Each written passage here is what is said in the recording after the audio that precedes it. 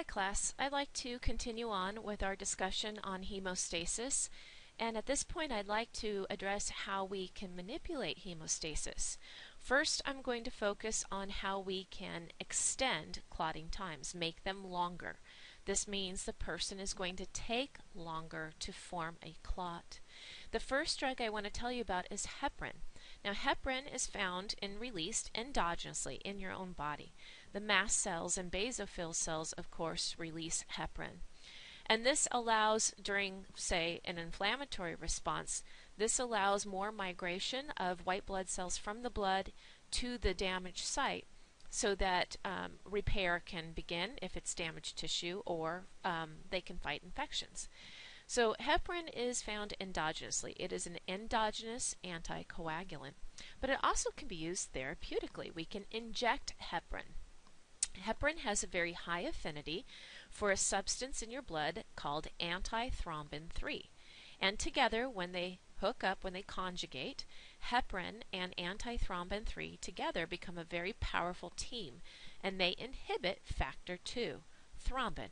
If you inhibit thrombin, then you're going to also inhibit the activation of fibrinogen into fibrin, which means you're not going to have a clot. Now, heparin works instantly. As soon as it's added to blood, it will block the clotting process. Clotting times can increase to up over 30 minutes.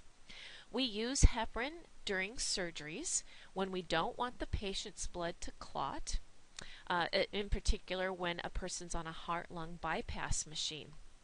Now, after the surgery, of course, we want their clotting times to decrease and go back down toward a normal value. In order to remove the heparin from antithrombin 3, you need to inject a competitor, something that will compete away heparin away from antithrombin 3, and that's protamine. Now, of all things, protamine is actually isolated from fish sperm. Now, who discovered that? That probably was a funny discovery, but we don't have time for that. Anyway, protamine is injected into the patient, and some of the blood is removed from the patient and checked for their clotting times. You don't want to over-inject protamine, obviously. So they're going to inject a little protamine, check the clotting times to see if they're coming back down toward an acceptable level. Now, we give heparin to prevent the clot. This is different from tissue plasminogen activator that we give to remove a clot that's already present. And the example I gave in our previous session was the pulmonary embolism. So, heparin is given to prevent the clot in the first place. The problem is we can't really discharge a patient from the hospital on heparin. So heparin is used in the clinical setting. When a patient needs to prevent clotting in the future, but they're discharged from the hospital, we're going to actually remove the heparin and then start them on Coumadin while they're in the hospital. Now, I do want to acknowledge that now we do have a safer form of heparin, low molecular weight heparin, but for testing purposes, I don't want you to worry about that. For testing purposes, we're just going to identify heparin. This needs to be very, very carefully monitored because it works instantly, but it has a short half-life, which means the patient will require future injections of it. And it's easy to overdose the patient on it. Not too long ago, I'll remind you that there were some infants, newborns, that were accidentally killed by nurses and doctors because someone had stocked in the neonate unit the adult dosage of heparin. It was very, very sad. And I forget, I think it was Dennis Quaid and his wife and their twins. They actually were injected with the adult form. The twins were, but they lived, thankfully.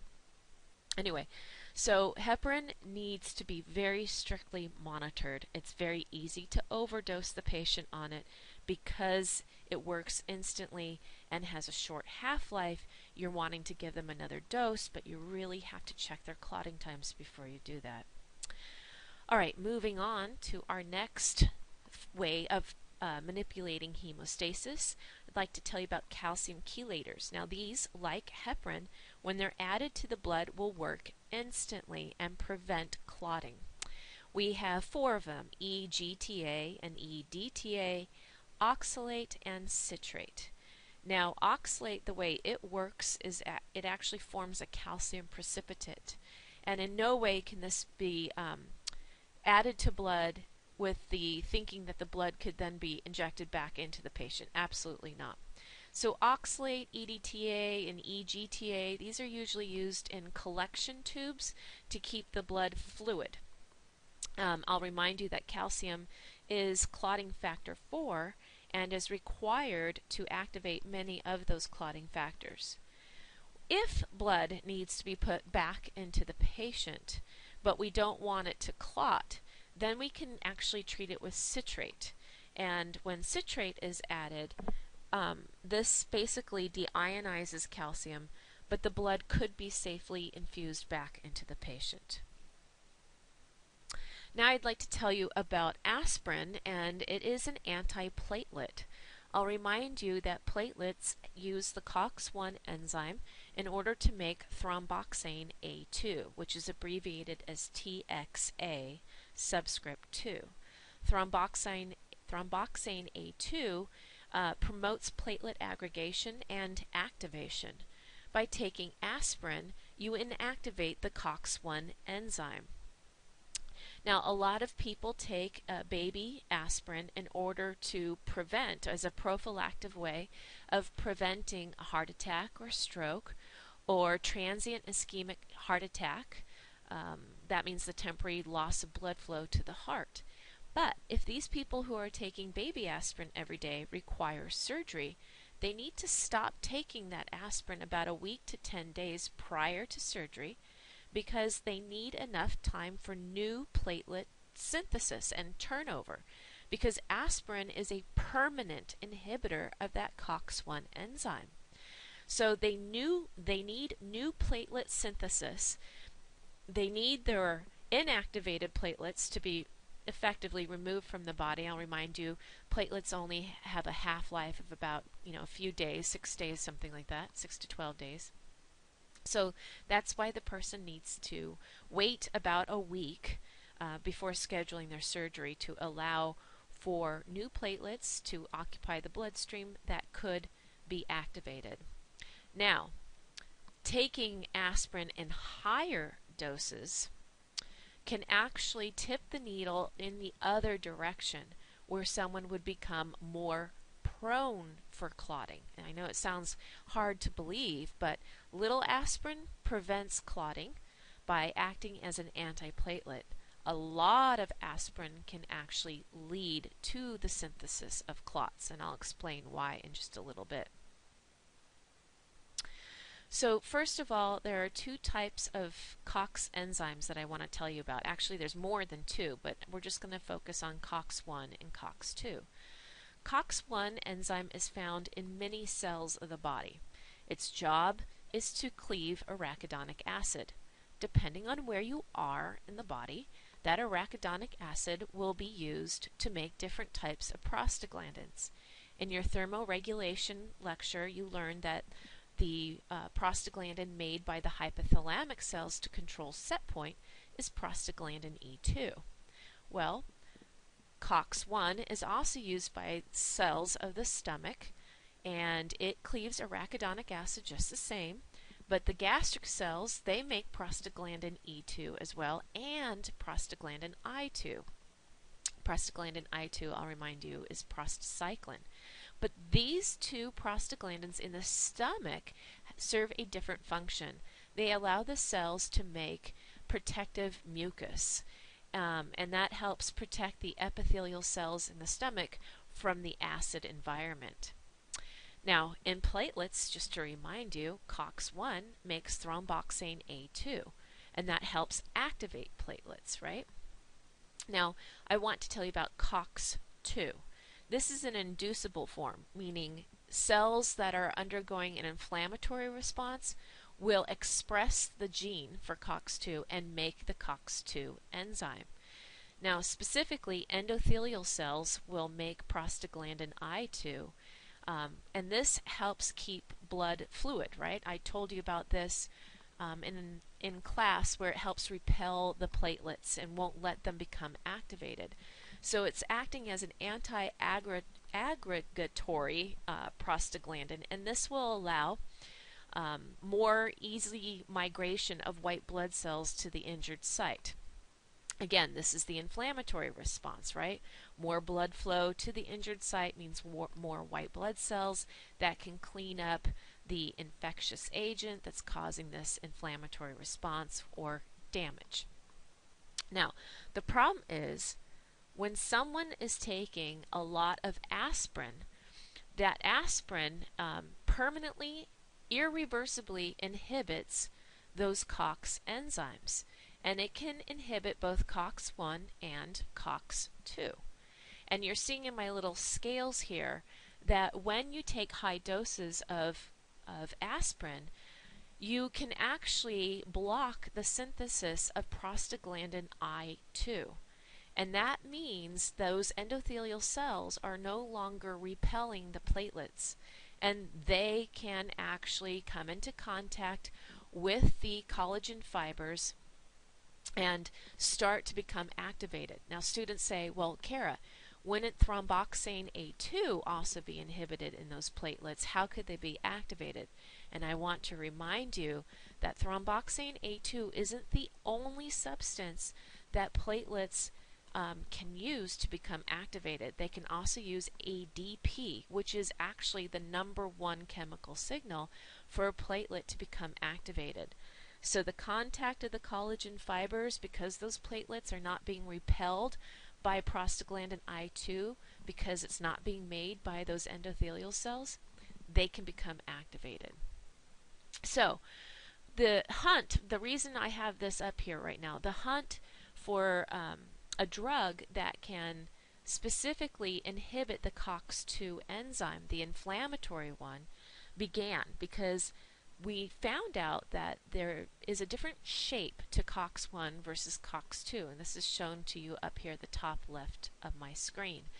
So COX-2 has a wider binding site, and the idea was, well, if you can make a drug that would specifically only inhibit the inducible form, the COX-2 inducible form, and help with the inflammatory response, meaning kind of taper it, then you wouldn't be playing around so much with that balance between prostaglandin I2 and thromboxane A2.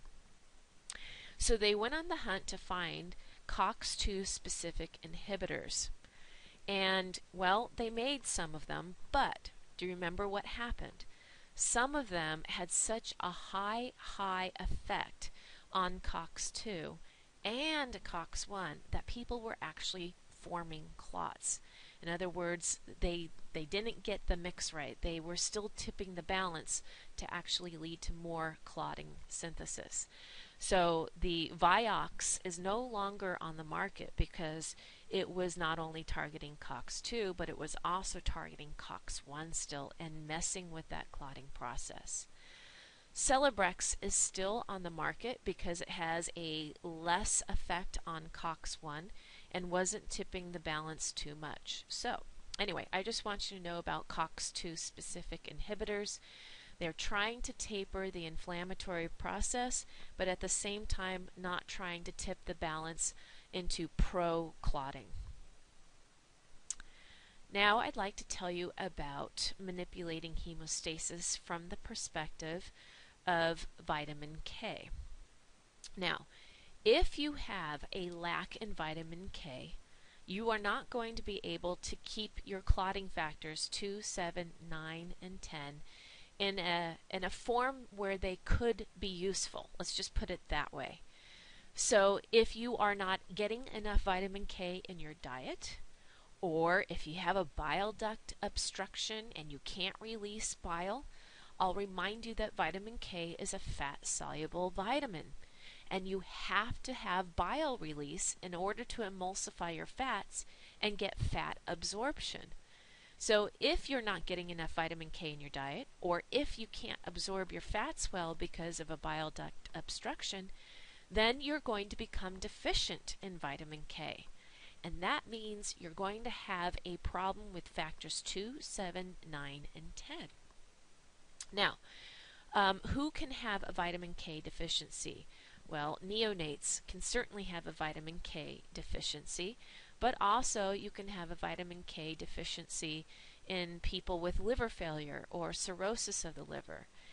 In those types of situations where it's liver failure, as you see down here, we can give them a vitamin K injection shortly before surgery, and within 4 to 8 hours, they will have enough clotting factors 2, 7, 9, and 10.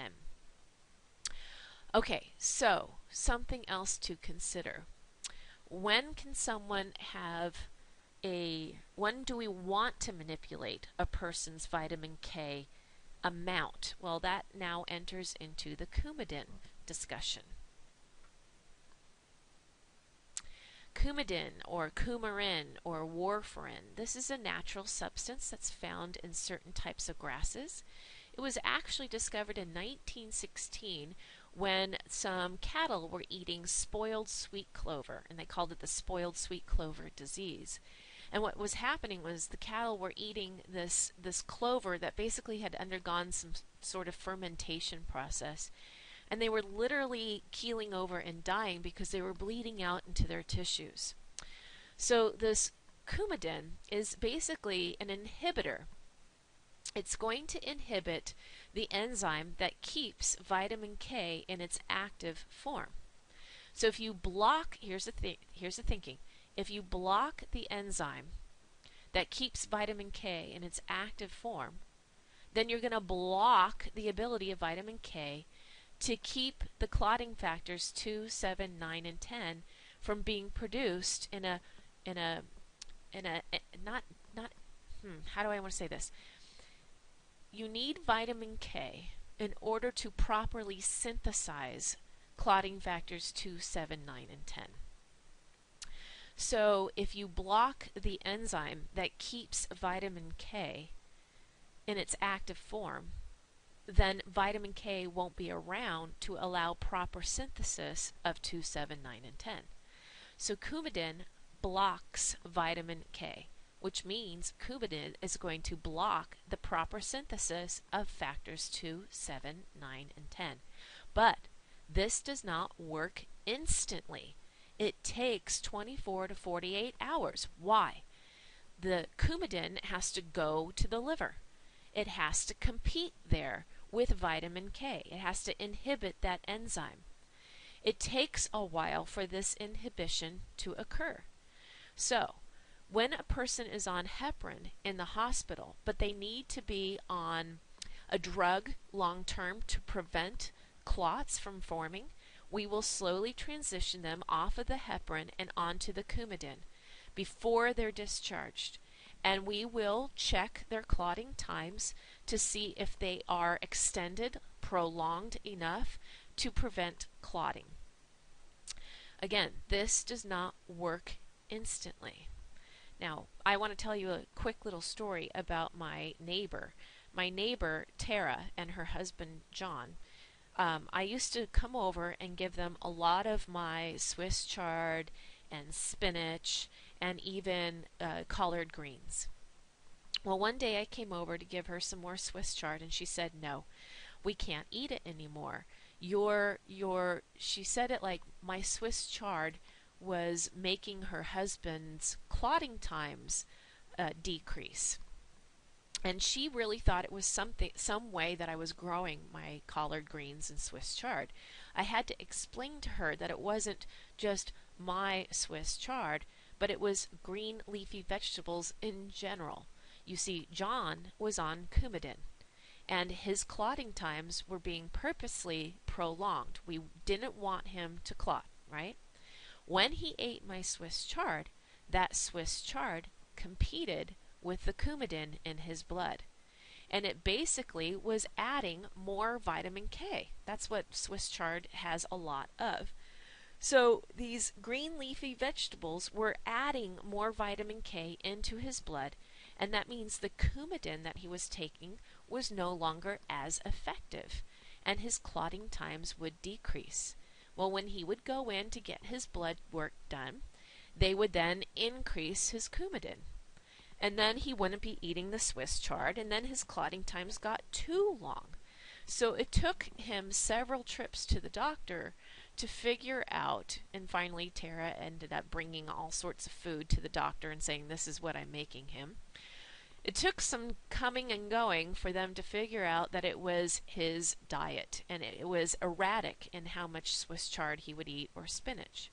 So the idea is, if a patient is receiving Coumadin, they need to monitor the amount of their greens that they are eating, because those green leafy vegetables bring into the body more vitamin K, and this means more vitamin K leads to more appropriate synthesis of clotting factors 2, 7, 9, and 10, and that means their clotting times will decrease. And there's a reason why the person is on Coumadin in the first place. We don't want them to clot or have shorter clotting times. We want them to have longer clotting times. Now, what tests do we actually do for these types of anticoagulants? And just to go back, Warfarin, before I go on to the test, sorry I forgot to say this, but Warfarin is actually used in rat poison. So rat poison is more than just the Coumadin Warfarin, of course. Rat poison also has shards of glass. And the idea is that the rat needs to actually eat this poison a lot. It takes time for the rat's clotting factors 2, 7, 9, and 10 to be impaired by that warfarin. So the shards of glass help cut up the rat's intestines, of course. This will lead to more bleeding, but also the warfarin is going to impair the rat from making clotting factors 2, 7, 9, and 10. Now, turns out that the warfarin blocks mostly factor 7. It will impede the other factors, don't get me wrong, but factor 7 seems to be the one that is impeded the fastest. So I want you to keep that in mind. By the way, if your child or your dog or cat accidentally eats rat poison, you don't need to run around and scream hysterically and plan the child's or the dog's funeral. All you have to do, if you actually read a box of rat poison, they will tell you on the label if it's a child versus a dog. They just simply need an injection of vitamin K. And again, the vitamin K will help restore the proper synthesis of 2, 7, 9, and 10. Based on the child's weight, that will determine how much vitamin K they're given. Same thing with your dog. So it's no reason to panic. Now, what tests do they actually do in the hospital setting to figure out how long a person's clotting times are? Well, I'll remind you, we have two pathways, the intrinsic pathway, which takes longer, and the extrinsic pathway. To test for the intrinsic pathway, we use the activated partial thromboplastin time, or APTT test. The normal clotting times for the intrinsic pathway is about 25 to 35 seconds. When a person is on heparin, the heparin is going to block the intrinsic pathway the most. And again, the intrinsic pathway makes the most PAS. When a person is on heparin, their APTT test is going to have prolonged time. That means they're going to take longer than 35 seconds to clot. The PT test, or prothrombin time test, assesses the extrinsic pathway. And you're seeing up here that factor 7 is used in the extrinsic pathway. Now, coumarin is going to block, like I said, factor 7 the most. Don't get me wrong, it blocks 2, 7, 9, and 10, but 7 falls off the map, as it were, sooner. So we use the PT test to assess the patient's clotting time when they're on Coumadin or coumarin therapy. Now, the extrinsic pathway, I'll remind you, is faster. It takes about 11 to 15 seconds, but it produces less PAS. So a patient will have to come in usually on every other week, monthly basis. It depends on the patient and their anti-clotting not means, but they're how much anti-clotting they need and their physician, but they come in on a regular basis, let's just leave it at that, to get their PT test done to see what their clotting time is. So again, I need you to know the APTT test, and I need you to know the PT test. I need you to know which pathways they are blocking. I need you to know that the extrinsic pathway uses factor 7, and a person on Coumadin, that Coumadin is going to block factor 7 the most. Now, again, I need you to know what those tests are. I need you to know what they're used for. I need you to know that the APTT test is for the intrinsic pathway, and it's a way for us to assess our patients' clotting times when they are on heparin. After surgery, when we're adding protamine and we're trying to get the clotting times to decrease and we're removing heparin, we still use the APTT test to find out if their clotting times are coming back down towards normal. Again, the PT test is for the extrinsic pathway for a patient who's on long-term therapeutic doses of Coumadin, Warfarin. All of those are basically the same thing. And usually, just, you don't need to worry about this, but I have it on the slide. Most laboratories don't really give a PT time. Oftentimes they adjust the PT results to give you an INR number, as it's called, the International Normalized Ratio. And I'm not going to test you on INR, but I just want you to know what that means. The enzymes that they use for these tests, they're proteins, right? Just like proteins in your refrigerator can go bad, these proteins can go bad as well. And basically, what they're doing is adjusting the activity level of these enzymes. That's what the INR is. It's just an adjustment. All right, well, I'm going to move on to the next problems with hemostasis in our next and final segment.